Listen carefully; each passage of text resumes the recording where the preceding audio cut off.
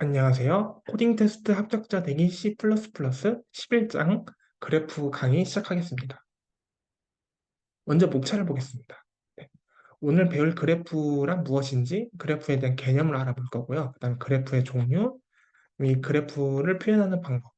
이 표현하는 방법 중에서도 코딩 테스트에서 반드시 알아야 할 배열과 인정 리스트로 그래프를 표현하는 방법에 대해서 알아보겠습니다. 다음으로는 그래프를 탐색하는 방법인데요. 네, 뭔가 이전에 그래프로 뭔가 우리가 어떤 문제를 분석하고 그래프로 이 데이터를 표현을 했어요. 그러면 이 그래프로 표현한 이 자료 구조를 뭔가 탐색을 할 수 있어야 되겠죠. 그래서 가장 대표적인 탐색 방법이 깊이 우선 탐색, 너비 우선 탐색이 있습니다. 그리고 마지막으로 최소 경로 알고리즘이 있는데요. 어, 이 강의에서는 다익스트라를 굉장히 자세히 설명하고 벨만 포드는 그 언급 정도만 하고 넘어가겠습니다. 왜냐하면은 다익스트라 알고리즘을 알면은 벨만 포드 알고리즘은 거의 자동으로 따라오는 거기 때문에 네, 다익스트라만 설명드리고 벨만 포드는 책으로 공부하셔도 크게 무리가 없을 것 같습니다. 먼저 그래프의 개념입니다. 어떤 그 노드는 이런 거죠. 어떤 값이 있는 어떤 점입니다. 노드가 있고 그다음에 간선. 노드와 노드를 잇는 그 간선으로 이루어진 비선형 자료 구조다. 그 목적에 따라서 간선의 뭐 방향 1에서 2로 가거나 2에서 1로 가거나 이런 간선의 방향이나 아니면은 뭐 가중치가 있을 수 있다. 그렇습니다. 실제로 한번 볼까요? 가중치가 있는 그래프. 지금 노드 1에서 노드 2로 가는 간선이 있고 이 간선의 가중치는 30이 되겠죠. 여기는 간선의 가중치가 없죠. 방향만 있죠. 그리고 여기는 노드 1과 노드 2를 잇는 간선이 존재하죠. 하지만 방향이 서로 다른 간선이 존재할 수도 있다. 이 말을 하고 있는 거고요. 순환이라는 거는 이 어떤 노드로부터 시작해서 간선을 따라가다 보면은 자기 자신으로 오는 경로가 있다 이겁니다. 네. 그래서 순환이 있는 그래프고요. 이 순환을 사이클이라고도 합니다. 네. 그다음에 순환이 없는 그래프. 그 특정 노드에서 시작해서 간선을 따라가다 보면은 자기 자신한테 오는 간선은 없죠. 그래서 순환이 없다 말합니다. 그래서 이 사이클이 없다 이렇게 표현하기도 합니다. 이 정도로 그래프의 종류에 대해서 한번 알아봤습니다. 그러면은 이 그래프를 어떻게 구현해야 하냐 한번 알아보겠습니다. 먼저 가장 간단한 인접 행렬 방법입니다. 여기 보면은 배열의 인덱스가 있죠. 배열의 인덱스가 있고요. 그 다음에 이 인덱스가 노드의 값이 되는 겁니다. 그러니까 보통 인접행렬은 2차원 배열로 나타내는데요. 왜냐면은 어떤 노드가 있고 이 두 개의 노드가 있고 이거를 이제 간선으로 잇잖아요. 그래서 여기에 해당되는 인덱스 하나, 그다음에 여기에 해당되는 인덱스 하나 이렇게 표현을 해야 되기 때문에 2차원 별로 표현을 해야 됩니다. 그래서 예시를 보면은 서울에서 부산으로 가는 간선이 있죠. 근데 우리는 서울을 0으로 하고 부산을 1로 했습니다. 그러면 이걸 어떻게 배열에 매칭시키냐면은 서울에서 부산까지 가는 가중치가 400이다. 이렇게 나타냅니다.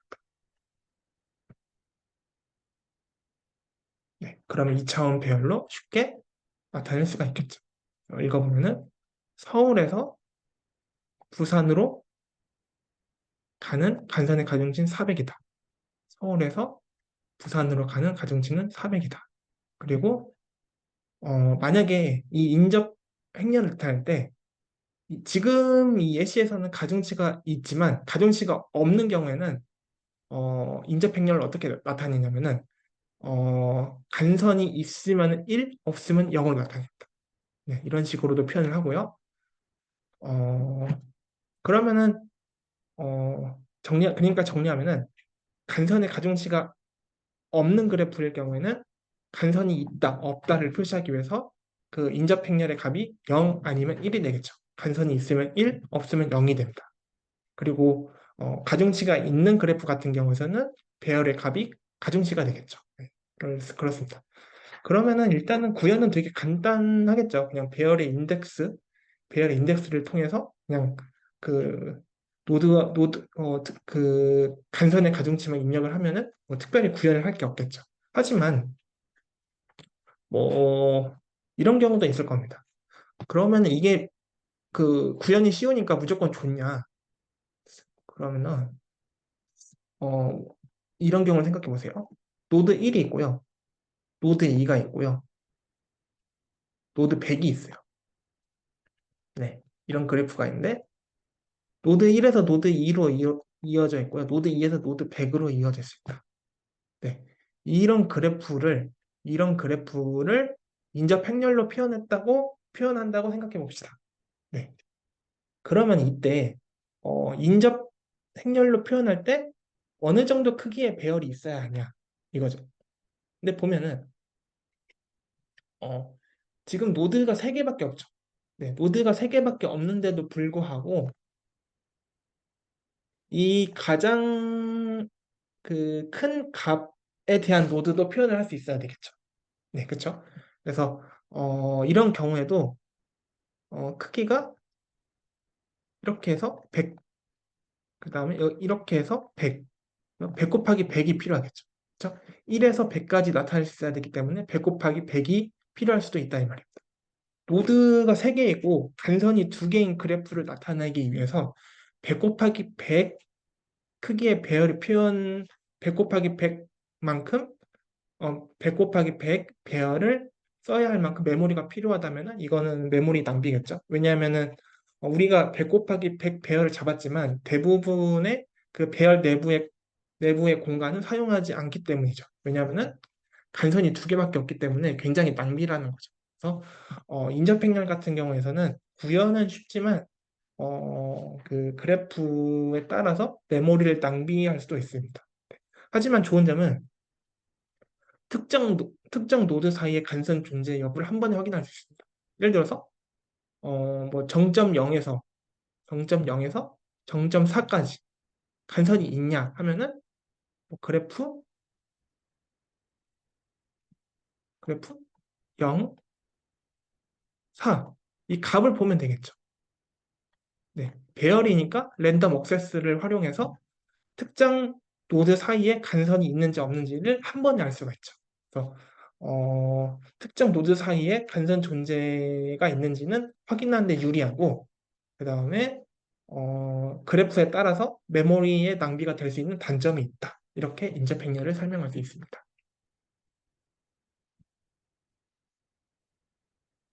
그러면은 잠시만요. 실제 한번 코드를 한번 봅시다.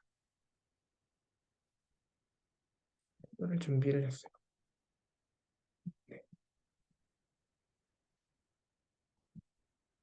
음, 최대 노드의 개수를 표현했고요. 그 다음에 그것만큼 2차원 배열을 만들었죠.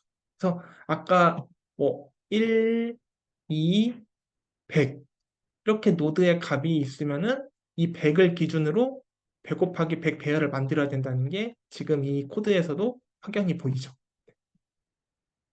그리고 이 함수는 초기에 이 그 인접 행렬의 그 모든 그 가중치의 값을 0으로 초기화하는 겁니다. 네. 내부의 값을 초기화해 주는 거죠. 네. i는 0에서 넘 노드보다 작을 때까지 j는 0부터 넘 노드보다 작을 때까지 해서 모든 값을 0으로 만들어 주고 있죠. 그래서 그래프를 초기화하는 함수다. 이런 함수가 하나 있고요. 다음에 내려가서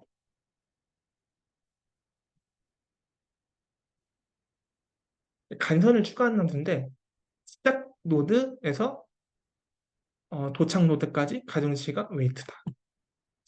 잠시만.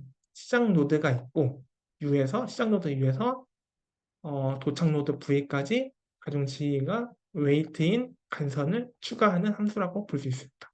네. U, V, weight. U, V, weight. 네. 간선을 하나 추가하는 함수라고 보시면 될 것 같습니다. 그리고 이거 같은 경우에서는 네, 인접 행렬에 그 모든 그 간선을 출력하는 거죠. 그래서 아까 인접 행렬의 값이 0이면은 그 간선이 존재하지 않는다는 거죠. 그래서 네, 대시바로 출력하고 그렇지 않으면은 실제 가중치를 출력한다. 네, 이렇게 코드가 구현되어 있는 걸 볼 수 있습니다. 그래서 메인 함수 가보면은 인접 행렬을 초기화하고요. 네, 간선을 하나 추가하고 출력하고 여기에는 간선이 여러 개면 이 동작을 여러 번 하겠죠. 그래서 아까 보여드린 서울에서 부산까지 가는 가중치가 400인 걸 추가하면 0, 1, 400 하면은 0에서 1까지 400. 이 간선이 하나가 추가가 되는 거. 최종적인 출력의 모습은 이렇게 나타났습니다. 그리고 아까 설명했던 내용이 여기에 있죠. 이거는 한번 읽어보시면 될 것 같고요. 인접 리스트로 그러면은 바로 넘어가겠습니다. 인접 리스트. 어, 아까 인접 행렬 같은 경우에서 그냥 배열을 만들고 뭐 그 공간이 고정되어 있죠. 하지만 인접 리스트는 특정 노드를 기준으로 연결된 노드들을 리스트로 연결하는 방식. 그러니까 연결된 노드가 확인될 때마다 그 특정 노드에 리스트 형식으로 쭉 추가를 하는 거예요. 이따 뒤에서 설명 보면은 아마 이 부분이 이해가 되실 겁니다.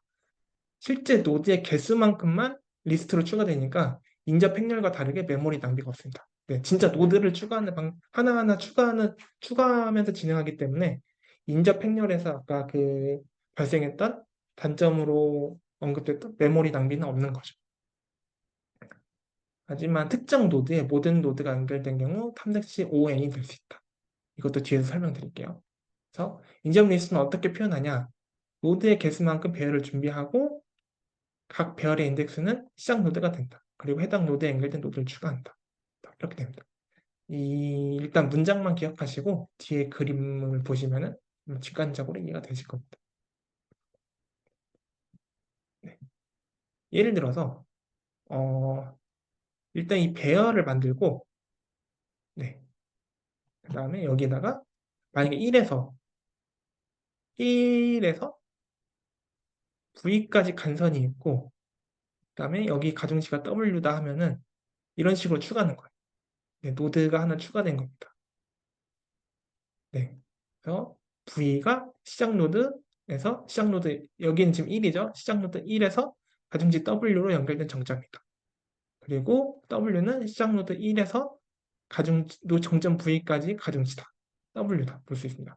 만약에 1에서 X 하고 Y 이렇게 하면은 여기에 이렇게 또 연결된 겁니다. 여기에 이렇게 또 연결돼서 X 1에서 X까지 연결되고 가중치는 Y다. 이런 식으로 쭉 연결되는 겁니다. 이런 식으로 인정 리스트로 연결되는 겁니다. 그러니까 진짜 노드가 하나씩 추가되는 방식이기 때문에 아까 언급했던 인접 행렬에서 보였던 메모리 낭비는 없는 거라고 보시면 됩니다. 실제 한번 해볼까요? 이런 그래프가 있어요. 이런 그래프가 있습니다. 네. 최대의 노드는 4기 때문에 지금 배열에서 크게 4인 배열을 만들었고요. 이 간선을 보면은 1에서 2까지 가고 있고 가중치가 3이죠. 시작 노드 1에서 2까지 가고 있고 가중치가 3인 노드를 하나 추가했습니다. 네.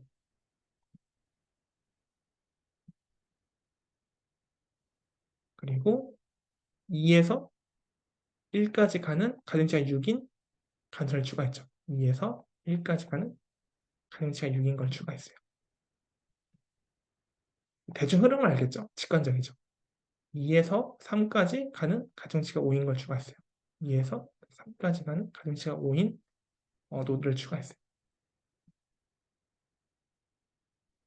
다음에 3에서 2까지 가는 가중치가 1인 걸 하나 추가했어요. 3에서 노드 2까지 가는 가중치가 1인 간선이 추가됐어요. 그다음에 이거는 4에서 4까지 가는 가중치가 9인 거. 4에서 4까지 가는 가중치가 9인 거 추가했죠. 그리고 3에서 4까지 가는 가중치가 13이고 3에서 4까지 가는 가중치가 13이고 추가했습니다. 그다음에 마지막으로 4에서 1까지 가는 가중치가 42인 거 4에서 1까지 가는 가중치가 42인 간선을 추가했습니다. 그래서 이게 최종이고요. 최종이고 최종적으로 이 그래프를 인정 리스트로 표현하면은 이렇게 됩니다. 지금 간선이 1개, 2개, 3개, 4개, 5개, 6개, 7개죠. 그리고 우리가 추가한 간선도 하나, 둘, 셋, 넷, 다섯, 여섯, 일곱이 되겠죠. 그래서 낭비가 없죠. 실제 그 그래프에 구성된 이 요소들만큼만 추가되기 때문에 인점 리스트는 메모리 낭비가 없습니다. 인점 리스트를 그려면은 실제 구현한 거 한번 볼게요. 인점 리스트입니다.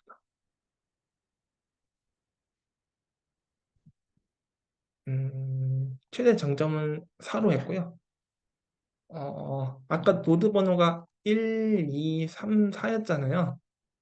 근데 이 4라는 인덱스가 있기 위해서 v 플러스 1 했습니다. 왜냐면은 배열의 인덱스는 0, 1, 2, 3, 4.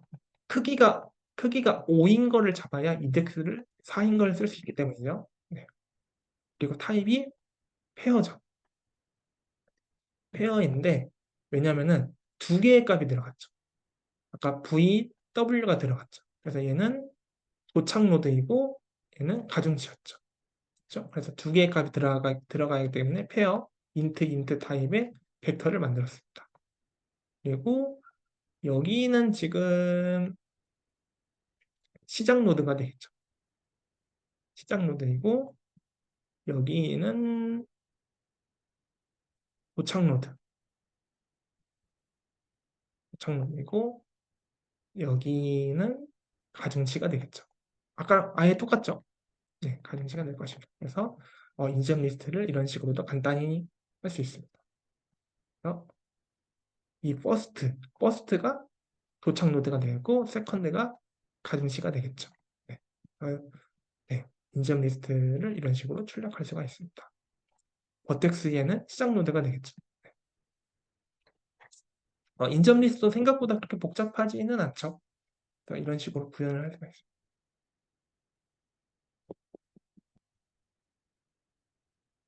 아까 설명드린 이 개념들을 네, 코드에서도 한번 작성을 해봤습니다. 그러니까 이 두 개를 비교해봤어요. 인접행렬 같은 경우에는 정점의 최대값이 v일 때 v 제곱만큼 2차원 배열을 잡았죠. 네. 인점 리스트는 실제 그 그래프 구성 요소만큼 네, 노드를 만들기 때문에 v 플러스 2, v가 정점이고 2가 간선입니다. 이 정도의 공간 복잡도가 있습니다. 그리고 특정 정점의 간선을 찾는 경우는 인접행렬은 아까 그 랜덤 억세스를 사용해서 바로 찾았죠. 그 다음에 인접 리스트는 최대한 2가 될 수 있습니다. 이런 경우가 있어요. 시작 노드가 있고 1, 2, 3 점점점 n 이런 경우가 있어요. 그럼 이런 경우에는 인접 리스트로 표현하면은 여기에 1, 가중치는 생략할게요. 2, 3, n까지 이렇게 쭈루루룩 연결되어 있을 거 아니에요. 그래서 이때는 만약에 n이 특정 정점의 간선, 0에서 n까지 이어진 이 간선을 찾는다면은 n번 탐색을 해야, 아니 그 간선만큼 탐색을 해야겠죠. 엣지만큼. 네, 그래서 5, 2인데 하지만 대부분의 경우에는 이거는 진짜 특수한 경우이고요. 대부분의 경우에는 5V분의 2. 그러니까 그 간선이 좀 잘 분배가 된 그래프 같은 경우에는 5, 2분, V분의 2 정도 네, 시간 복잡부터 합니다. 네. 그리고 모든 간선을 찾는 경우는 5V 제곱. 배열을 전부 돌아야 되죠. 왜냐면은 배열 내에 어, 간선이 있는지 없는지 잘 모르죠. 봐야 알죠. 그래서 무조건 인접행렬간 같은 경우는 배열을 다 뒤져봐야 돼요. 그래서 5V 제곱이 걸리고 인접 리스트는 실제 간선이 존재할 때만 추가하잖아요. 그래서 5V 플러스 2만큼만 탐색을 하면은 모든 간선을 찾습니다. 그래서 일단은 이렇게 인접 행렬, 인접 리스트의 장단점을 알아두면 좋고요. 그러니까 인접 행렬 같은 경우에는 특정 정점의 간선을 빠르게 찾을 수 있고, 인접 리스트 같은 경우에는 공간 복잡도가 낮고 그래프의 모든 간선을 찾는 경우 시간 복잡도가 더 훌륭하죠.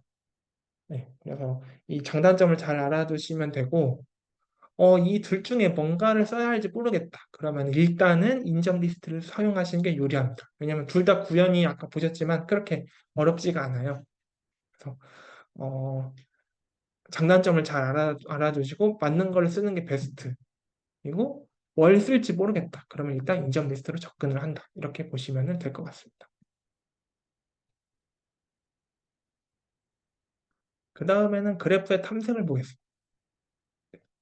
그래프의 탐색이란 어, 이전에 이전 전까지 표현한 뭐 인접 리스트 혹은 인접 행렬로 우리가 그래프를 표현했잖아요. 그러면 이거를 뭔가 정해진 순서대로 그래프를 탐색할 수 있어야 되는데 이 탐색하는 방법을 배울 겁니다. 이 대표적인 방법으로는 깊이 우선 탐색이 있고요.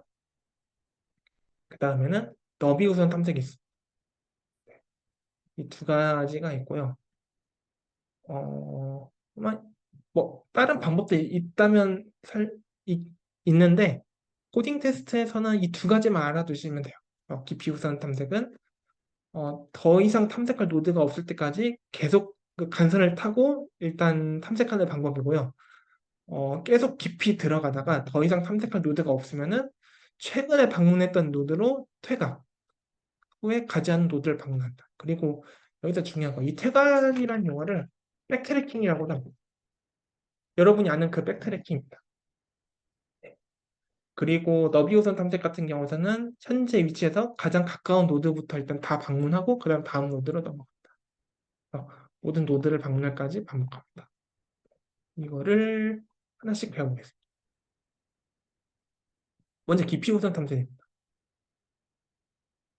이런 그래프가 있는데요. A부터 시작해요.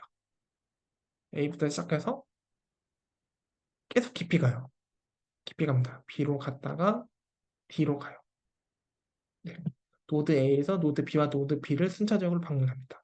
근데 노드 D 입장에서는 더 깊이 갈 데가 없죠. 노드 D에서는 더 이상 깊이 들어갈 데가 지금 없는 상황이다. 그렇습니다. 그럼 어떻게 할 거냐? 더 이상 깊이 갈 데가 없으니까 노드 D를 방문하기 전에 가장 최근에 방문했던 노드 B로 퇴각합니다. 네, 퇴각했어요. 노드 B예요. 현재 노드가 그러면 노드 B 입장에서 아직 방문하지 않은 노드가 있냐 살펴봐요. 2 아직 방문 안 했네? 그럼 2로 가는 거예요. 노드 D에서는 더 이상 깊이 들어가서 방문할 노드가 없으므로 노드 B로 퇴각한다. 백트래킹한다. 그리고 노드 B에서는 아직 방문하지 않은 노드가 있으므로 깊이 들어가보고 노드 E를 방문한다. 여기까지 했습니다. 노드 2예요. 더 이상 탐색할 곳이 없죠. 그러면 가장 최근한 노드로 퇴각, 노드 B.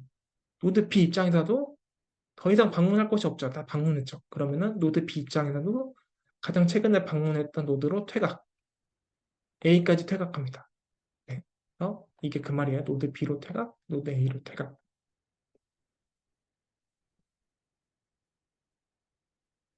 그 다음에 노드 A에서는 아직 방문하지 않은 노드 C를 방문합니다. 모든 노드를 방문했으므로 이제 탐색이 종료됩니다. 네. 이게 깊이우선 탐색이고요. 제가 지금 깊이우선 탐색을 설명드리면서 그 퇴각, 백트래킹이라는 거를 되게 중요시하고 있죠. 이게 그 다른 탐색 대비 깊이 우선 탐색이 가지는 가장 중요한 특징이기 때문입니다. 잘 기억해 두시고요. 그러면은 이 깊이 우선 탐색을 어떻게 구현해야 할 것인가? 네. 이제 대충 흐름은 알았는데 어떻게 구현해야 할 것인가? 한번 고민해 보는. 그러면 이 구현을 저희가 이제 구현을 해야 돼요. 그럼 이제 우리가 이제 구현을 하긴 하는데 우리가 구현을 할 때 주 동작이 뭔가 우리가 뭘 구현해야 하나 이거를 조금 고민을 해보는 겁니다. 네. 계속 깊이 탐색을 할 수 있어야 돼요. 아까 여기서 뭐 이렇게 계속 깊이 들어갔잖아요. 네. 이런 식으로 계속 깊이 탐색을 할 수 있어야 되고요. 그다음에 더 이상 깊이 탐색할 수 없는 경우에는 해당 노드를 방문하기 전 가장 최근에 방문했던 노드로 퇴각해야 합니다. 네. 백트래킹이 가장 중요한 특징입니다. 가장 최근에 방문했던 노드로 퇴각을 할 수 있어야 돼요. 네. 그리고 당연히 한 번 방문한 노드는 중복해서 방문하지 않아야 돼요.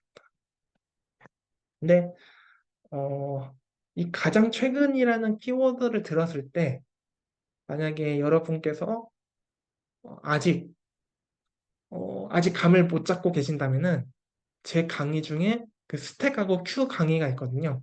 그거를 다시 한번 듣고 이 강의를 보시는 걸 추천드립니다. 네.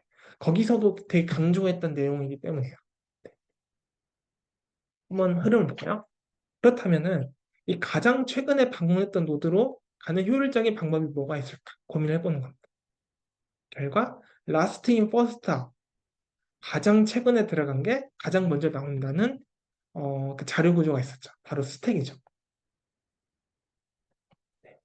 그래서 방문한 노드는 푸시, 방문한 노드는 팝입니다. 방문한 노드를 계속 푸시해요. 방문한 노드는 팝해요. 그러면은 스택에는 스택의 탑은 가장 최근에 방문했던 노드가 푸시되어 있겠죠. 그렇죠? 그래서 스택을 활용하면은 자연스럽게 우리는 가장 최근에 방문했던 노드를 알 수 있습니다. 네. 그래서 스택을 활용해서도 깊이 의산 탐색을 구현할 수 있어요. 네. 일단 그 스택의 그 자료 구조와 동일한 흐름을 가지고 있다. 이걸 이용하면은 가장 최근에 방문했던 노드를 쉽게 알 수 있다. 이거고요. 그 다음에 생각해 보니까 저희가 스택을 배울 때 스택은 함수의 콜 스택하고도 동작이 일치하다고 했죠. 그래서 그냥 스택이라는 자료 구조를 활용해서 구현할 수도 있지만 함수의 그 제기 함수로 구현하면은 더 쉽게 구현할 수가 있습니다. 왜냐면은 그 함수의 네, 호출 흐름이랑 동일하기 때문에 스택이 네, 이 콜 스택이랑 동일하기 때문에 깊이 우선 탐색은 대부분 좀 더 간단한 코드인 그 제기 함수를 구현하는 경우가 있습니다. 그리고 아까 말했었던 중복해서 방문하지 않아야 된다는 거는 비지티드 배열을 활용하면은 체크를 할 수 있습니다. 네. 그러면은 한번 볼까요? 실제 코드를 한번 보겠습니다.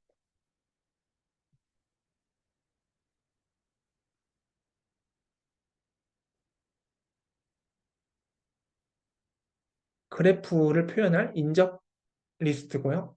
아까 말씀드렸던 BGTD입니다. 불타입이죠. 그래서 불타입은 true를 가지죠. false를 가지고요. true는 방문했다. false는 방문하지 않았다. 각 노드의 방문 여부 상태를 표시하는 겁니다. 그 DFS는 일단 뒤에서 설명드리고요. 그래서 일단 메인 함수를 보면은 이런 식으로 네, 아까 보여드린 그래프 모양과 똑같아요. 네. 그래프의 간선을 추가합니다.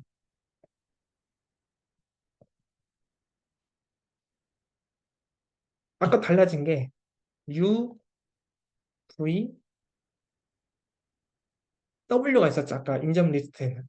근데 지금 아까 그래프에는 가중치가 없었기 때문에 그냥 U, V만 표시한 겁니다. 네, 지금 가중치가 없기 때문에 U, V만 인자로 넘기는 겁니다. add 엣지 가보면은 네, 정점에서 연결된 거를 푸시하는 게 맞습니다. 지금 그래프는 가중치가 없으니까요. add 엣지가 있고 이제 DFS를 보겠습니다.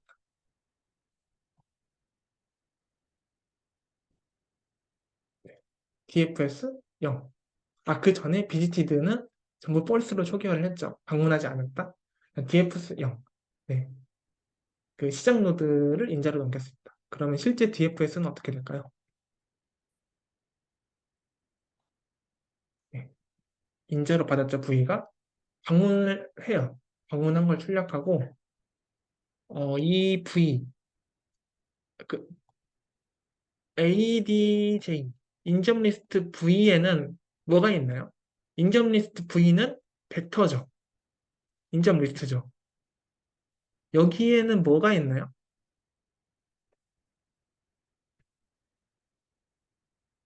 시작 노드 V에서 연결된 V와 연결된 정점들이 있겠죠. 그렇죠? 네. 뭐 여러 가지 표현을 쓰겠지만 시작 노드 V에서 연결된 정점들이 있겠죠.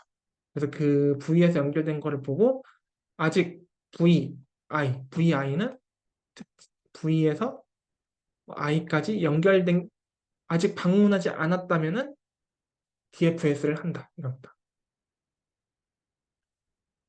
네. 그러니까 어, 자기 자신을 방문하고 V를 방문하고 V에서 이거 하나하나 이거 찾아봐요. V와 연결된 노드를 하나하나 찾아보고 방문하지 않잖아요. 방문하지 않으면은 다시 여기서 DFS를 하는 거예요. 네. 이런 식으로 가는 거예요. 그래서 어, 만약에 그래프가 한번 볼까요?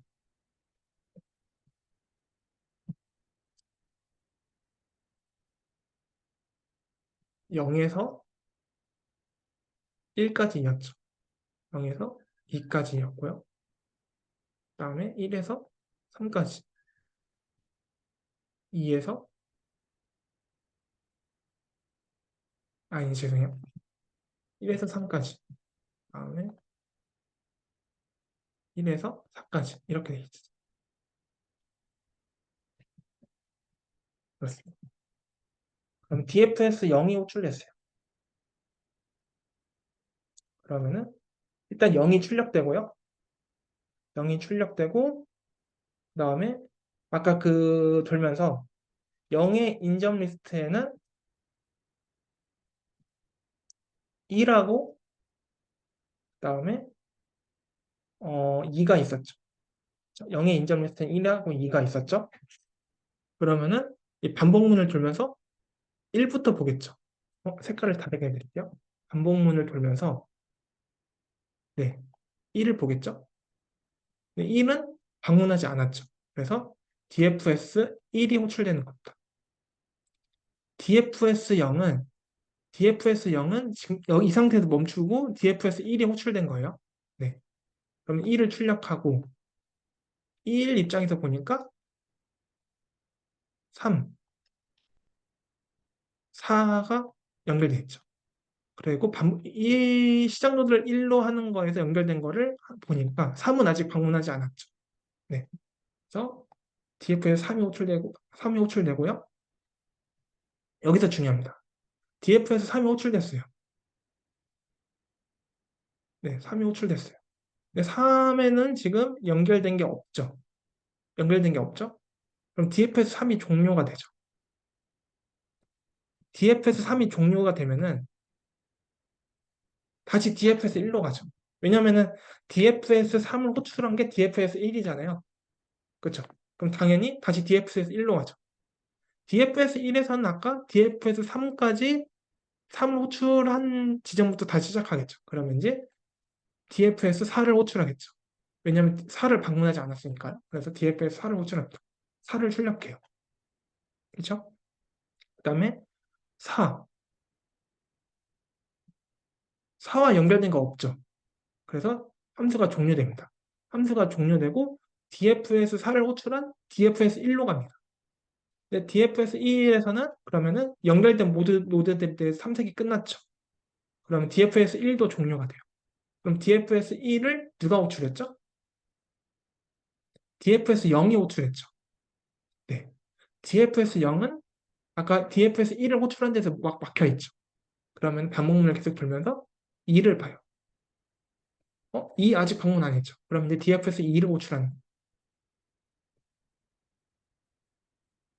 네.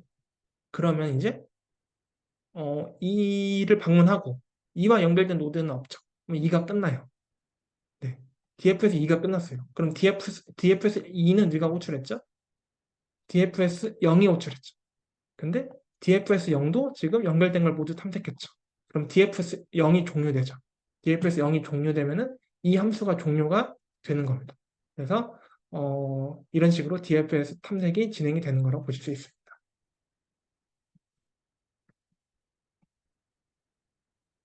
네, 그렇고요. 잠시만요.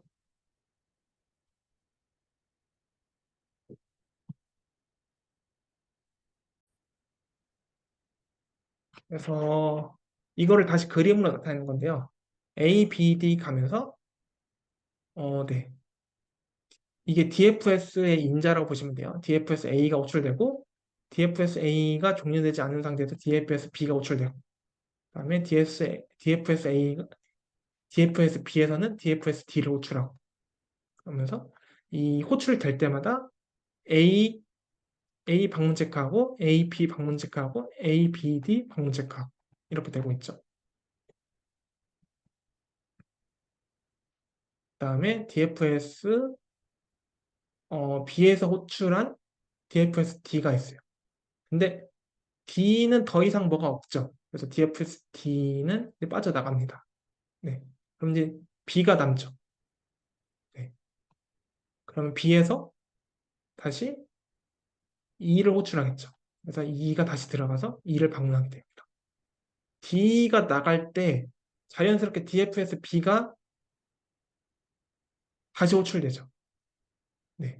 그러니까 재기함수를 이용하면은 백트래킹이 자동적으로 되는 거예요. 내가 호출한 함수가 끝나면은 다시 나에게 돌아오니까 어, A라는 함수가 B라는 함수를 호출했어요. 그럼 B라는 함수가 끝나면은 A라는 함수가 B라는 함수를 호출한 그 부분부터 다시 동작을 하죠. 그래서 재기 함수를 이용하면은 이러한 원리 때문에 백트래킹이 자동으로 된다고 보시면 됩니다. 네. 그래서 이런 식으로 깊이 분산 탐색이 진행이 됩니다. 다시 D에서 B로 백트래킹하고 B에서는 아직 방문하지 않은 2로 갑니다. 그래서 DFS 2가 호출되고 네, 2가 방문되고 2에서는 더 이상 호출할 게 없으니까 나가면 다시 DFS B가 호출돼요. B는 B 입장에서도 더 이상 뭐가 없으니까 A로 스택에서 빠져나가면서 A로 다시 DFS A로 이동하고 그다음에 DFS A 입장에서는 어, 아직 방문하지 않은 C를 호출합니다. C가 방문 체크가 되고 그다음 C의 입장에서는 더 이상 방문할 데가 없죠. C가 나가고 그다음에 C가 나가니까 A 입장에서도 B, D, B, C 다 방문했으니까 더 이상 방문할 데가 없고 A도 팝됩니다. 그래서 DFS가 최종으로 종료가 됩니다. 이런 식으로 하시면 됩니다. 나중에 복습하실 때도 이 부분을 제가 지금 말한 거는 여기에 제가 최대한 자세하게 써놨기 때문에 이 부분만 읽어도 사실 이해가 되실 거예요. 이런 식으로 진행하시면 되고요. 그럼 이제 너비우선 탐색을 해보겠습니다. 너비우선 탐색은 시작 노드가 A예요. 그러면은 이걸 어떻게 하냐면은 잠시만요. A와 가장 가까운 BC를 방문합니다. A와 가장 가까운 BC를 방문합니다. 네. 왜냐면은 가깝다는 기준은 간선을 몇 개를 거쳐가냐 이겁니다. A에서 하나의 간선을 통해 갈 수 있는 BC를 가는 거죠. 그렇죠?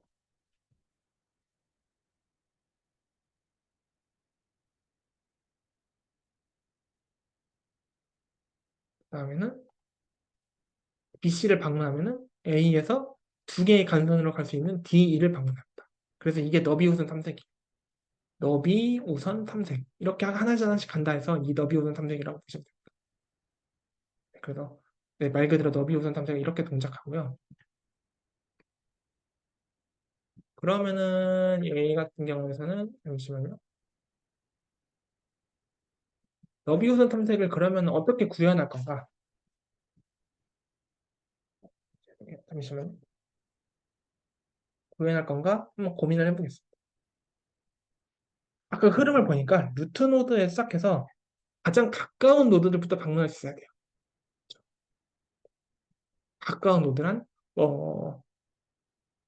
첫 번째는 한 개의 간선을 갈 수 있는 노드 다 방문하고 그다음에 두 개의 간선을 갈 수 있는 노드 방문하고 이런 식으로 어, 좀 더 적은 간선으로 갈 수 있는 노드가 더 가깝다고 보시면 됩니다. 그래서 이런 식으로 모든 노드를 방문할 때까지 이걸 반복하면 되고요. 그러면은 가장 가까운 노드를 방문한 효율적인 방법은 뭐가 있을까요? 네. 결론적으로 말하면은 그 깊이 우선 탐색이 스택을 활용했다면은 너비 우선 탐색은 큐를 활용합니다. 왜냐면은 시작 노드가 있어요. 시작 노드가 있고 우리는 그 인접 리스트를 통해서 지금 현재 노드와 인접한 노드들을 알죠. 그리고 그 인접한 노드들을 큐에 푸시해요. 네. 그러면은 나와 인접한 노드일수록 큐에 큐라는 자료 구조에 먼저 푸시가 되죠. 네. 먼저 푸시가 되고 큐라는 자료 구조는 first in, first out. 먼저 들어간 게 먼저 나오기 때문에 자연스럽게 가장 가까운 노드부터 나오게 됩니다. 네. 그래서 큐를 활용하면은 자연스럽게 너비 우선 탐색을 네, 할 수 있습니다. 시작 노드 푸시하고 그다음 현재 노드에서 연결된 노드 중 방문하지 않은 노드를 모두 푸시하는 방법으로 진행하면 됩니다. 한번 볼게요. 노드 1을 방문했어요. 이게 Q예요. 네. 아니, 다시 할게요. 시작 노드를 Q에다 넣어요. 넣을 때 방문 처리합니다. 네, Q에 들어갔어요. 그 다음에 이 시작 노드와 연결된 노드들 있죠. 연결된 노드들을 시작 노드가 그러니까 다시 정리할게요. 네, 죄송합니다. 아까 시작 노드를 넣었잖아요. 그럼 이 시작 노드를 팝하면서 이 시작 노드 A와 연결된 상태에서 아직 방문하지 않은 이 BC를 푸시합니다. 네, BC를 푸시할 때 방문 체크를 해요. 네, 그래서 지금 현재 A가 팝됐고 BC가 푸시됐습니다. 그러면은 똑같이 진행하는 거예요. B를 팝하면서 B와 연결된 연결되면서 아직 방문하지 않은 노드 D와 노드 E를 푸시합니다. 네. 노드 D와 E를 푸시할 때 네, 방문 여부를 체크해요. 네. 그리고 어, 네. 그리고 이제 Q의 순서대로 C를 보니까 C는 이미 방문했죠. 그러니 그냥 빼는 거예요. 이미 네, C를 팝하면서 C와 연결된 노드가 없기 때문에 네, 그냥 빠지고요.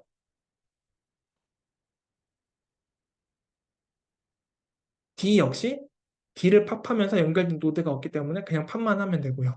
E 역시 E를 팝하면서 연결된 노드가 없기 때문에 그냥 팝하면 됩니다. 그래서 네, 최종적으로 너비 우선 탐색이 진행이 됐습니다. 네. 시작 노드를 푸시하고 그다음에 그 노드를 팝하면서 그 연결된 노드죠. 방문하지 않은 노드를 푸시하고 이거를 반복했죠. 그래서 너비 우선 탐색은 이런 식으로 구현하시면 될 것 같습니다. 그러면은 네, 너비 우선 탐색도 한번 코드를 한번 볼게요. 아까 제가 정신이 없어서 코드를 못 보여드렸는데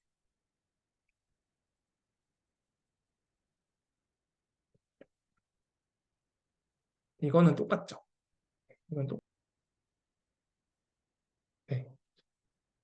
그래서 U에서 V까지 가는 간산을 추가하고 있죠. 네, 그렇습니다. TFS랑 똑같고요. 그리고 네, 간선을 추가하는 것도 똑같고 여기 지금 시작 노드를 넘기고 있죠.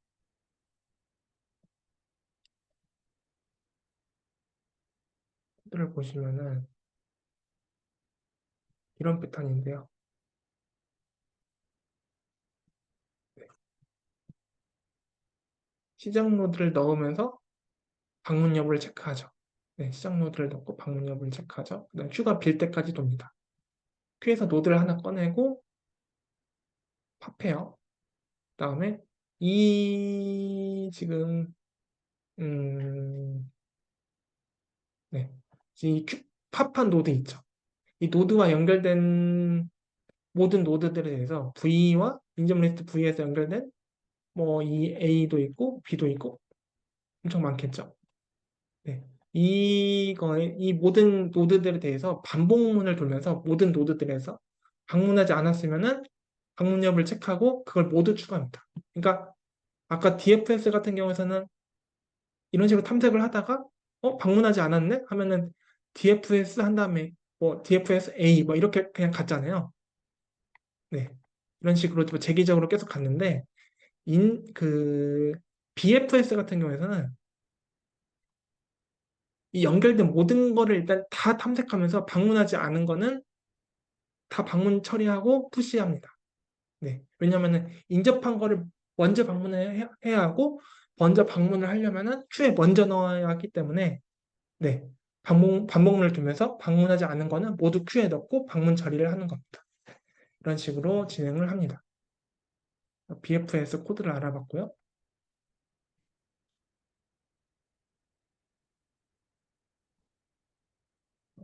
네. BFS 코드를 알아봤고 그다음에 동작도 알아봤습니다. 그러면 깊이 우선 탐색이랑 너비 우선 탐색을 배웠는데 둘 다 그래프를 탐색하는 방법인 것 같은데 뭐가 다르냐 이거죠. 어, 일단 백트래킹. 아까 제가 뭐 퇴각이라고 표현했는데 백트래킹 같은 경우에는 깊이 우선 탐색만 할 수 있어요. 나를 방문하기 나를 방문하기 전 최근에 방문했던 노드로 가는 거. 이 행위는 깊이 우선 탐색만 할 수 있습니다. 보면은 음, 백트래킹은 모든 경우의 수를 다 따질 때 유용한데요. 예를 들어 뭐 이런 게임 있잖아요. 수도크가 있잖아요. 수도크가 있으면은 뭐 1, 2, 3 하여튼 뭐 이런 숫자가 있는데 수도쿠에는 1에서 9까지 숫자가 들어가죠. 빈칸에 우리가 수도쿠 문제를 풀려고 해요. 여기 빈칸에 1도 넣어보고 그다음에 1을 넣지 않은 상태로 돌아가요. 다시 빈칸이 있는 상태로 돌아가서 2도 넣어요. 다시 빈칸이 있는 상태로 돌아가서 3도 넣어요. 그래서 9까지 다 넣어보는 겁니다. 네. 그러니까 그래프로 표현하면은 뭔가 빈칸이 있는 상태가 있어요. 빈칸이 있는 상태가 있어요. 그러면은 1을 넣어봐요. 1을 넣어보고 우리 뭐가 해인지 모르잖아요. 1을 넣어보고 다시 빈칸이 상태로 가서 2도 넣어보고 다시 빈칸이 상태로 가서 3도 넣어보고 점점점점점 9까지 다 넣어보는 거. 백트래킹이죠? 내가 숫자를 넣기 전에 상태로 다시 가는 거죠. 네. 그래서 이런 경우에는 깊이 우선 탐색만 문제를 해결할 수 있겠죠. 네. 아니면 뭐 1에서 5를 활용해서 합이 10이 되는 경우. 뭐 이러한 문제도 깊이 우선 탐색으로 풀 수가 있습니다. 그리고 너비 우선 탐색 같은 경우에는 너비 우선 탐색으로 뭔가 찾은 해는 최적해를 보장해요. 이게 무슨 말이냐? 트리가 있어요.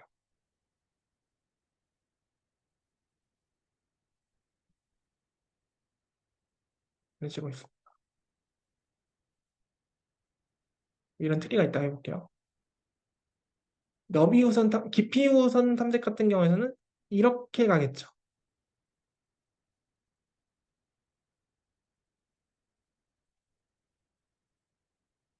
이런 식으로 가겠죠. 그렇죠? 그러면은 내가 찾은 만약에 여기서 해를 찾았어요. 그러면 이 시작 노드에서 가장 가까운 해라는 게 보장이 안 되죠. 그렇죠? 내가 어떤 해를 찾았을 때 이게 시작 노드에서 가장 가까운 해라는 게 보장이 안 되죠. 예를 들면은 미로 찾기를 해요. 미로 찾기를 해서 깊이 우선 탐색으로 풀었어요. 그러면은 그 이동한 횟수가 있겠죠. 그 깊이 우선 탐색으로 한 경로가 어, 가장 적은 스텝, 가장 적은 이동으로 출구까지 갔다. 이게 보장이 안 되는 거예요. 하지만 너비 우선 탐색 같은 경우에서는 너비 우선 탐색 같은 경우에서는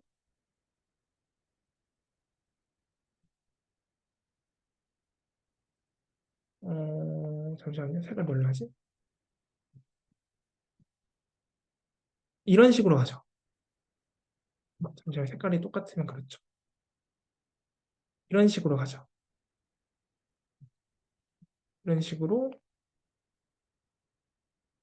이런 식으로 가죠. 그러니까 자기랑 가장 가까운 것부터 이제 다 탐색을 하잖아요. 그러니까 내가 뭔가 해를 찾았어요. 그럼 그 해는 시작 노드로부터 가장 가까운 해라는 게 보장이 되죠. 네.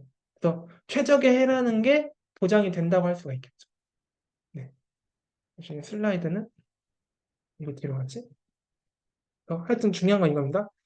어, 깊이 우선 탐색으로도 해를 찾을 수 있고 너비 우선 탐색으로도 해를 찾을 수 있는 문제가 있을 텐데 이때 최소한의 움직임, 최적의 해 이런 말이 나오면은 이 무조건 너비 우선 탐색을 써야 한다는 걸 알 수가 있죠. 네.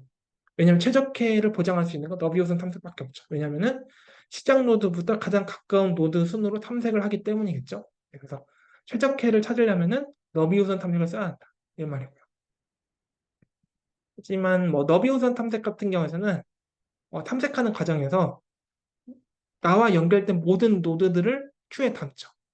그러니까 깊이 우선 탐색은 아직 방문 안 했네? 그러면 이제 거기에 관한 DFS를 호출하는 식으로 가는데 너비 우선 탐색은 특정 노드가 있으면은 반복문을 돌면서 나와 연결된 모든 노드들이 방문하지 않았으면은 모두 한 번에 큐에 푸시하잖아요. 그래서 깊이 우선 탐색보다는 메모리를 많이 사용할 수 있다. 이렇게 할 수 있어요.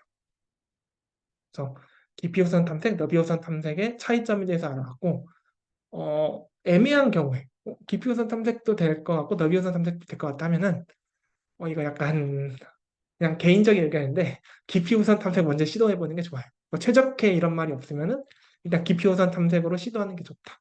이렇게 할 수 있습니다. 그래서 너비 우선 탐색, 깊이 우선 탐색에 대해서 알아봤고요. 마지막으로 최단 경로 알고리즘에 대해서 알아보겠습니다. 최단 경로 알고리즘이란 두 노드를 잇는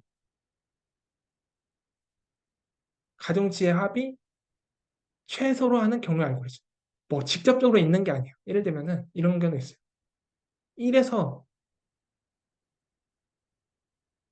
이게 오해할 수 있는 게 1에서 5까지는 이렇게 이어지죠. 네.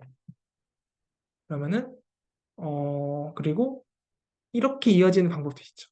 네. 이게 1번이고 이게 2번이라고 해봐요. 그럼 1번 같은 경우에서는 가중치가 13 더하기 10이니까 25죠. 2번은 4 더하기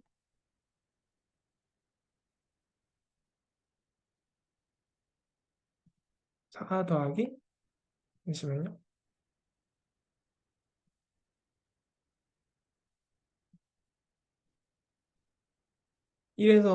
1에서 4까지 5 같은 경우에는 가중치합이 53이 되겠죠. 이 말은 어,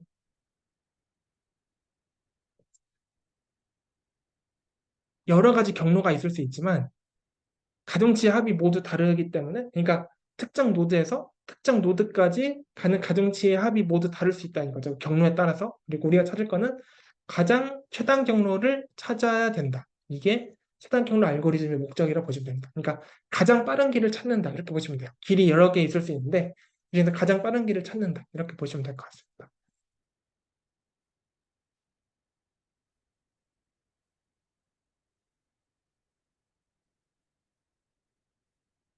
그래서 그러면 어떻게 찾을 수 있냐? 한번 고민을 해보는 거죠.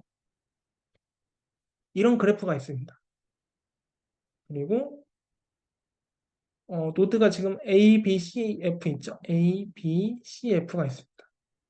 그리고 가중치는 A를 기준으로 보면은 네, A에서 B까지는 가중치가 15이고요. 그 다음에 A에서 C까지는 뭐 20이 되겠죠. 네, 이렇습니다. 이걸 어떻게 표현하면은 봅시다. 시작 노드는 A다. 맞죠? 시작 노드는 A죠. 그 다음에 A에서 바로 갈 수 있는 노드는 노드 B와 노드 C죠. A에서 직접적으로 갈 수 있는 노드는 노드 B와 노드 C가 될 것입니다. 그리고 현재 기준 시작 노드를 A라고 했을 때 현재 기준 어, B까지 가는 B까지 가는 최소 비용이 15로 가장 적다. 이게 무슨 말이냐면은 지금 이 A를 기준으로 보세요. A를 기준으로 일단은 맨 처음에는 이게 A에서 A 길이는 0이고 그냥 시작 노드까지 그 경로는 0이고 나머지는 일단 다 무한으로 이렇게 놓은 이후에 A에서 갈 수 있는 경로가 A에서 B는 15이고 A에서 C는 20이 되겠죠. 그러면은 지금 현재 상황에서는 A에서 A까지 경로는 0이고 비용은 0이고 A에서 B까지는 15이고 A에서 C까지는 20이 되죠. 그렇죠? 그러니까 현재 기준 B까지 최소 비용이 15로 가장 적다라고 할 수 있죠. 이 칸을 보면은 0, 15, 20 무한이니까. 그 말이 이 말입니다. 현재 기준 모든 노드까지 가는 최소 비용 중 모든 노드까지 가는 최소 비용 중 B까지 가는 최소 비용이 15로 가장 적다. 이 말입니다. 이 말이고요. 그리고 이 말을 조금 더 고민해 보면은 이 간선들의 가중치가 모두 양수라고 가정했을 때 현재 B까지 가는 그 길이가 가장 적어요. 그러면 어떻게 돌아가든지 이 A에서 B까지 가는 거는 갱신되지 않죠. 왜냐면은 뭐요? A에서는 A에서는 어차피 B 아니면은 다른 데로 갈 수밖에 없어요. 근데 지금 A에서 B까지가 최소예요, 최소. 그러면은 다른 데로 어떻게든 돌아봤자 이 15만큼 더 적을 수는 없죠. 네. 이미 비용이 더 많이 드니까 어떻게 돌아간다 할지라도 이 A에서 B 현재 구한 최소 비용 중 가장 적은 최소 비용보다 더 적어질 수는 없단 말이죠. 네. 그래서 여기서 말씀드린 게 간선의 가중치가 모두 양수라면은 현재까지 구한 최소 비용 모두 B까지 거리를 말하는 거죠. 가장 적은 비용은 추후에 갱신될 여지가 없다. 이 말입니다. 예를 들어 A에서 B까지 경로는 현재까지 구한 최소 비용 중 가장 적은 비용이고요. 그리고 이 이후에는 A에서 B까지 경로는 갱신될 경우가 없다. 이 말씀을 드리고 있는 겁니다. 네. 그리고 아이디어 2를 한번 볼게요. 아까랑 동일한 그래프이고요.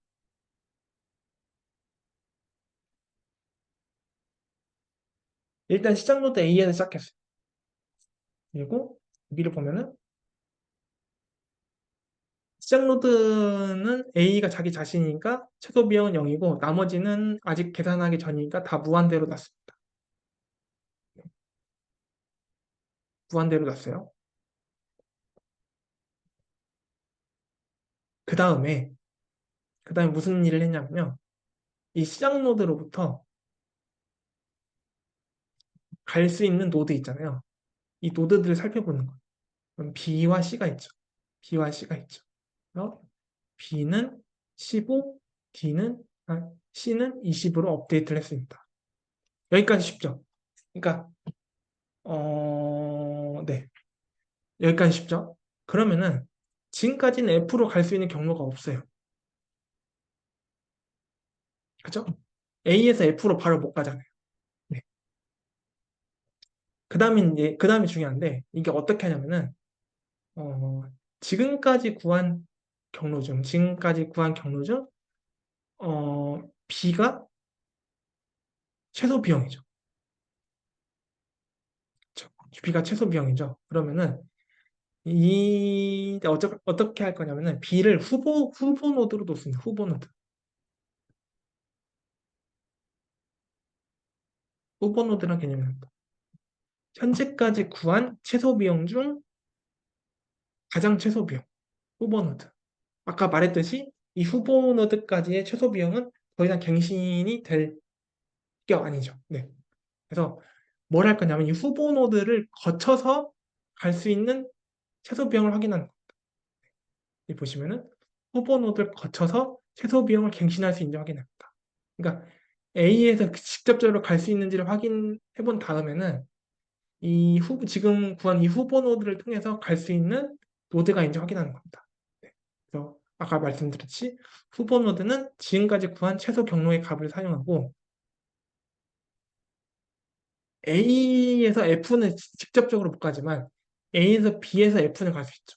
그래서 A에서 B까지 가는 이 경로는 음, 경로가 아니라 A에서 B까지 가는 최소 비용은 우리가 이미 알고 있죠. 15라고 알고 있죠. 네. 그래서 A에서 B까지는 15이고 우리가 구한 15이고 네. 그다음에 B에서 F. B에서 F는 이 그래프의 간선 정보 이거를 활용하는 거죠. B에서 F는 900이죠. 그리고 현재 F까지 이 값은 그러니까 이 값은 뭘 의미하냐면은 어, 노드 B까지는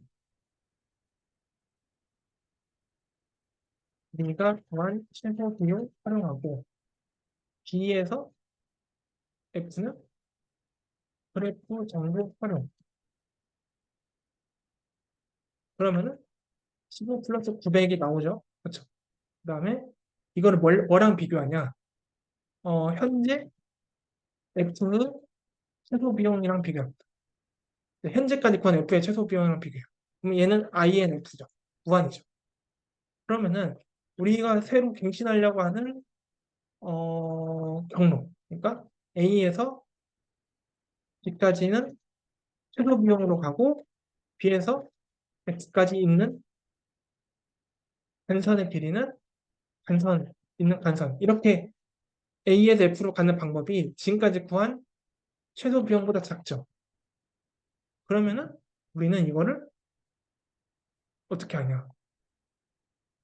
이거를 업데이트하는 겁니다. 네, F의 최소 비용을 업데이트하는 겁니다. 이런 식으로 진행을 하는 겁니다. 이게 다이스트를 알고리즘의 다예요. 이 과정을 반복하는 겁니다. 네. 후보 노드를 찾고 후보 노드는 현재까지 구한 노드의 최소 비용이다. 그리고 그 후보 노드를 거쳐서 어, 갈 수 있는 노드들의 최소 비용을 확인해요. 그리고 그 최소 비용이랑 지금까지 구한 최소 비용이랑 비교해서 더 적은 최소 비용으로 업데이트하는 방식을 하는 겁니다. 그거를 그 후보 노드를 모든 노드들에 대해서 한 번씩 해요. 그러니까 모든 노드들이 한 번씩은 후보 노드가 돼요. 그리고 그래서 그 모든 노드들이 한 번씩 후보 노드가 돼서 지금 이 갱신하는 과정을 진행하고 최종적으로는 시작 노드에서 모든 노드까지 최소 비용을 구할 수가 있는 거죠. 네, 이런 식으로 다이엑스트 알고리즘이 진행이 됩니다. 아직까지도 뭔가 조금 헷갈릴 수가 있겠죠. 어, 전체적인 과정을 한번 진행해 보겠습니다. 이런 그래프가 있어요. 이거는 이제 후보 노드로 선택한 적이 있냐 없냐 이거고 우리는 시작 노드를 A로 잡았습니다. 그래서 시작 노드의 최소 비용은 0으로 하고 네, 직전 노드는 뭐 A로 합니다. 이거는 그 최소 비용의 이, 우리가 이 최소 비용을 구하잖아요. 그럼 이 최소 비용으로 시작 노드에서 도착 노드까지 갈 때 실제 경로를 구해주는 게 이 직전 노드이고요. 이건 이따 설명할게요. 그래서 시작 노드의 직전 노드는 자기 자신이 됩니다. 최소 비용은 0으로 하고 나머지는 다 INF로 합니다. 네, 계속 가보겠습니다. 그러면은 이 A에서 갈 수 있는 거 있잖아요. B, C, E가 있습니다. 일단은 시작 노드가 가장 먼저 후보 노드가 돼요. 네. 그러면 이제 후보 노드가 되면 BGT드에 추가합니다. BGT드에 추가하는 이유는 한 번 후보 노드가 된 노드는 중복돼서 후보 노드가 되지 않게 하기 위해요. 네. 그래서 A를 후보 노드로 정합니다. 그러면 시작 노드 A에서 갈 수 있는 노드 중 최단 경로를 갱신하는 노드들을 확인합니다. 그러면은 A에서 B 갈 수 있죠. 네. 그러면 A까지 최소 비용. 네. 그러니까 후보 노드가 선정되면은 후보 노드까지는 최소 비용으로 가고 후보 노드에서 특정 노드까지 간선의 가중치를 더하는 방식이었죠. 아까. 그래서 후보 노드가 지금 A니까 A까지 최소 비용 더하기 A에서 B까지 거리. 그다음에 C도 갈 수 있죠. 그러면 A에서 A까지 최소 비용 더하기 A에서 C까지 거리. 간선. A까지 최소 비용 더하기 A에서 E까지 간선. 이거랑 지금 B의 이전 가중치가 INF죠. 무한이죠. INF랑 비교합니다. C도 마찬가지고 E도 마찬가지고. 당연히 무한보다는 A까지 최소 비용은 0이고요. A에서 B까지는 4죠. 네, A에서 B까지는 4죠. 그리고 A에서 C까지는 4죠.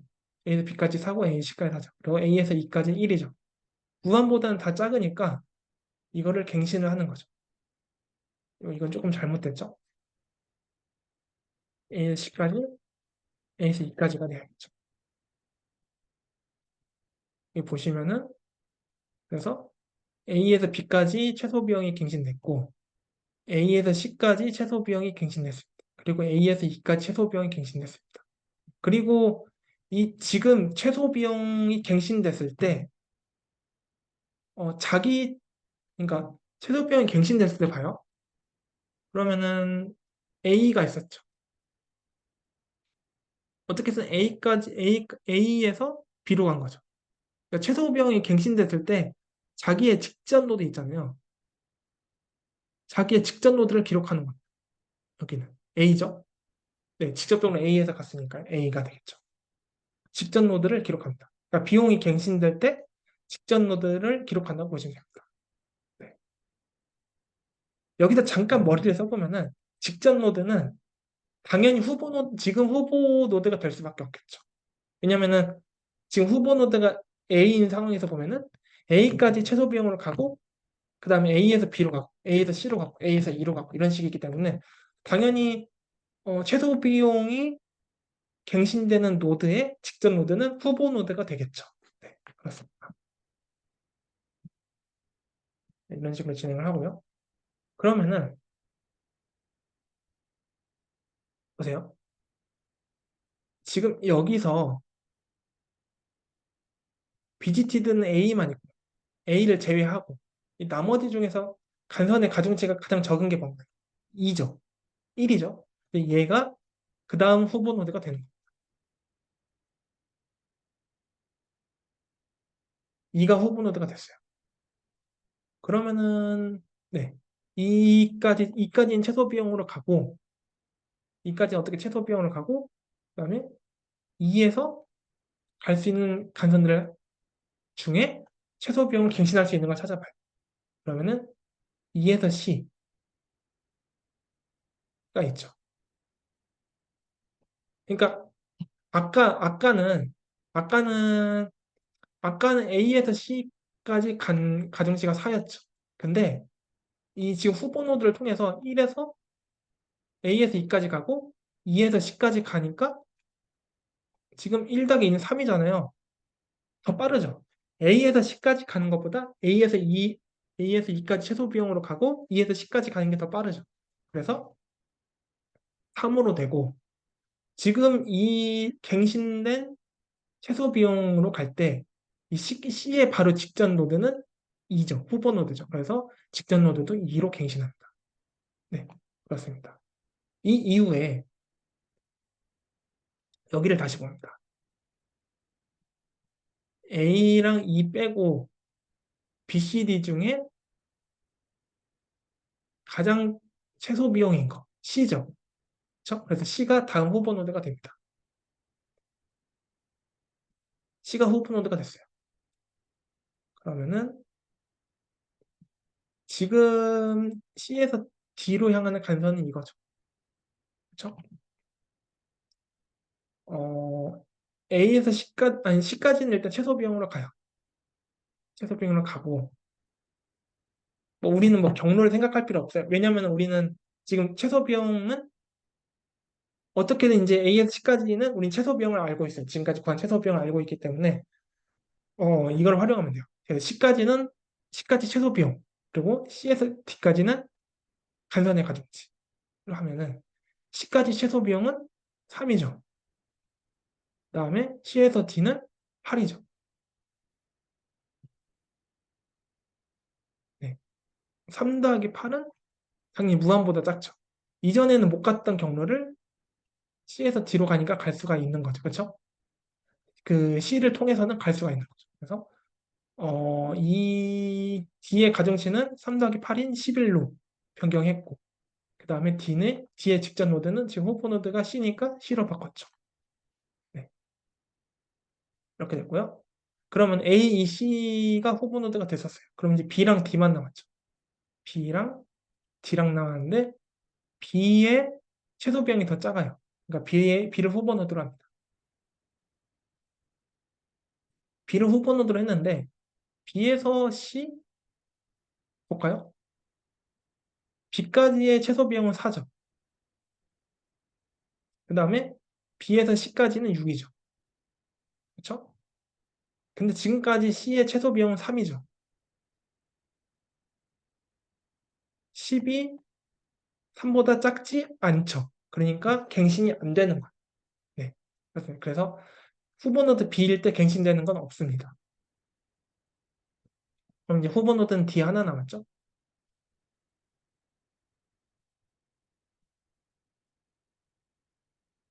D에서 뭐 A가 있는데 갱신되나 한번 볼까요?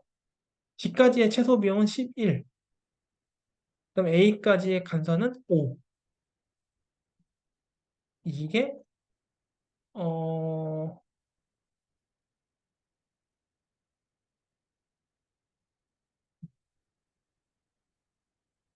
A까지. A의 최소 비용은 0이죠. 0보다 작지 않죠. 그래서 D를 후보 노드로 했을 때 갱신되는 최소 비용이 없어요. 그리고 비지티드는 이제 A, B, C, D 다 됐죠. 그래서 최종 완성이 되는 겁니다. 그러면 이게 뭘 의미하냐? 네, 그런 거 볼게요. 지금 얘를 봐봐요. C의 직전 노드가 2죠. 그렇죠? 그러면은 2를 가봐요. 노드 2를 가봐요. 직전 노드가 2니까 2로 가봐요. 2의 직전 노드가 A죠. 그렇죠? 네, 그럼 A로 가봐요. A로 가봐요. A의 직전 노드가 A죠. 그러면 얘는 시작 노드인 거예요. 그래서 C의 최소 비용은 3이고 이때 경로는 A, E, C라고 우리는 알 수 있는 거예요. 네. 자신의 직전 노드만 기록을 해도 이런 식으로 최소 비용, 직전 노드를 모두 알 수가 있는 거예요. 네, 그렇습니다. D도 한번 해볼까요? 네, D도 한번 해볼까요? D의 직전 노드는 C죠. D의 직전 노드는 C입니다. C로 갔어요. C의 직전 노드는 E죠. E로 갔어요. E의 직전 노드는 A죠. A는 시작 노드죠. D의 가중치는 11이죠. 그렇죠? A에서 E로 가요. E에서 C로 가요. C에서 D로 가요. 가중치 10을 맞죠? 이런 식으로 최소 비용도 알 수 있고 최단 경로도 알 수 있어요. 그래서 다이스타 알고리즘 이런 식으로 사용하면 됩니다. 다이스타 알고리즘까지 알아봤고요. 그럼 이거를 뭘 어떻게 구현해야 되냐? 잠시만요. 이거를 뭘 어떻게 구현해야 되냐? 네. 후보 노드 같은 경우에는 BGT들을 활용하시면 되고, 그다음에 아까 그랬잖아요. 지금까지 현재까지 구한 최소 비용 중 가장 값이 적은 최소 비용을 가진 노드를 어떻게 찾아낼 건가? 이거잖아요. 이거는 우선순위표를 활용하시면 됩니다. 우선순위표를 활용해서 가중치가 가장 적은 거를 꺼내요. 네, 이런 걸 하시면 됩니다. 그래서 최소 비용이 갱신된 노드만 우선순위표에 푸시합니다. 갱신이 안 된 노드는 이미 우선순위표에 들어있기 때문에 네, 따로 푸시할 필요가 없죠. 그래서 우선순위표에서 팝을 할 때 방문이 되어 있으면은 한번 후보 노드는 중복해서 후보 노드가 될 수 없기 때문에 아무 동작하지 않고 네, 방문하지 않았다면은 이 팝이 되었던 후보 노드를 활용해서 최소 비용 갱신을 진행하시면 됩니다. 네, 이렇게 하시면 돼요. 이거는 네, 후보 노드가 X일 경우에는 만약에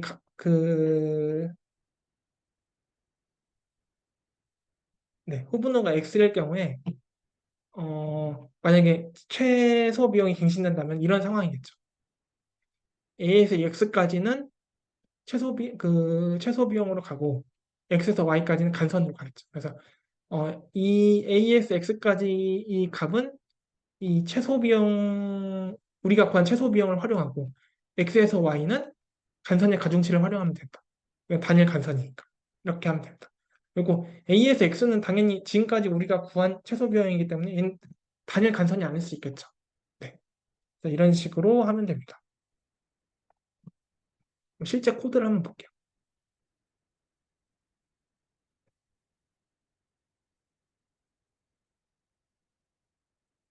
네. 그래프, 인접 리스트는 많이 봤죠. 그다음에 최단 거리, 직전 노드를 저장할 벡터가 있습니다.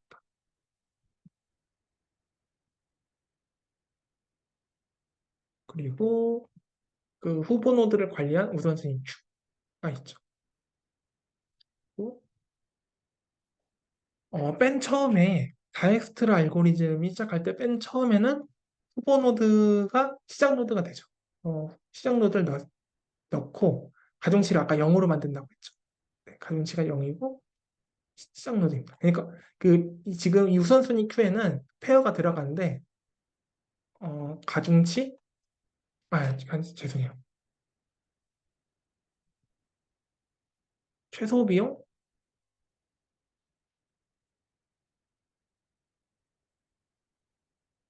오드값 이렇게 쌍으로 들어가는 거예요.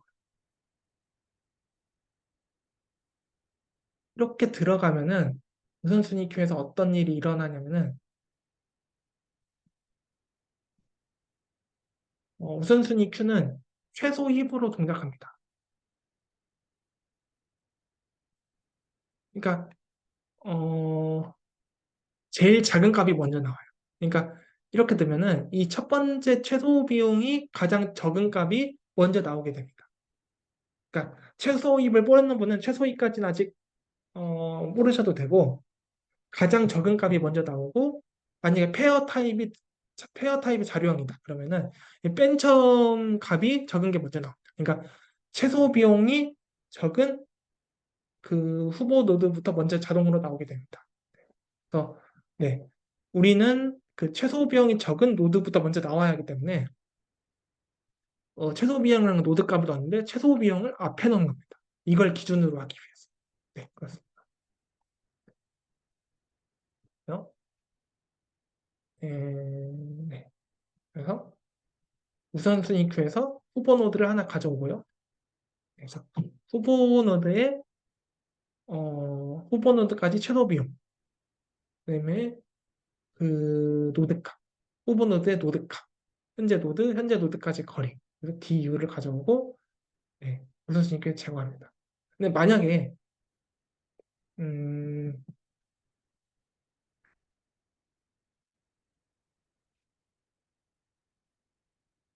이건 조금 더 업그레이드 된 건데, 사실, 어,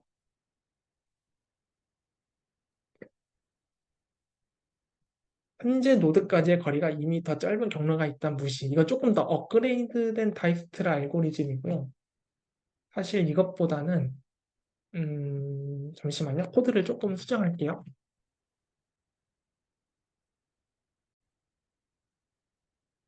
코드를 제가 약간 수정했는데, 이제 아까 했던 다이스트라도 돌아가는데요.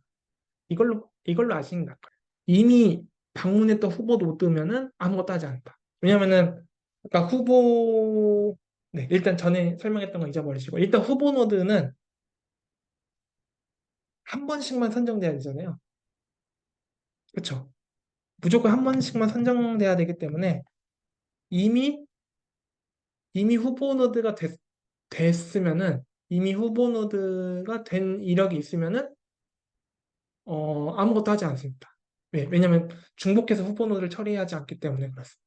네, 그런 식으로 하시면 되고 그다음에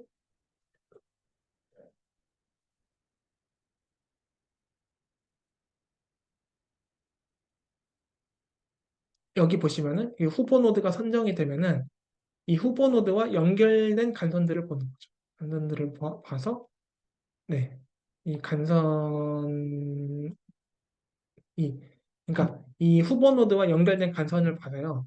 이 후보 노드까지 최소 비용, 후보 노드까지 최소 비용, 그다음 웨이트는 엣지점 세컨드. 그러니까 아까 말씀드렸던 것처럼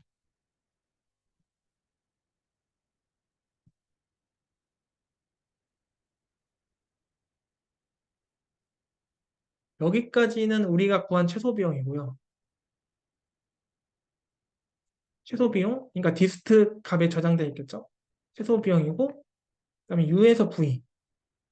여기까지는 그냥 단일 간선이죠. 그러니까 이 후보 노드를 통해서 V까지 가는 게 더 최소 비용이다 이거죠. 그래서 여기 보면 디스트 U가 될 것이고, 얘는 웨이트가 되겠죠. U에서 V까지가 웨이트고, 그 다음에 A에서 U까지는 디스트 U로 하는 게 되겠죠. 그래서 여기서 보면은 디스트 U, U까지 최소 비용으로 가고 U에서 V까지 가중치가 지금까지 구한 디스트 V, V까지 우리가 구한 최소 비용보다 적으면은 갱신한다. 이런 식으로 진행하시면 됩니다.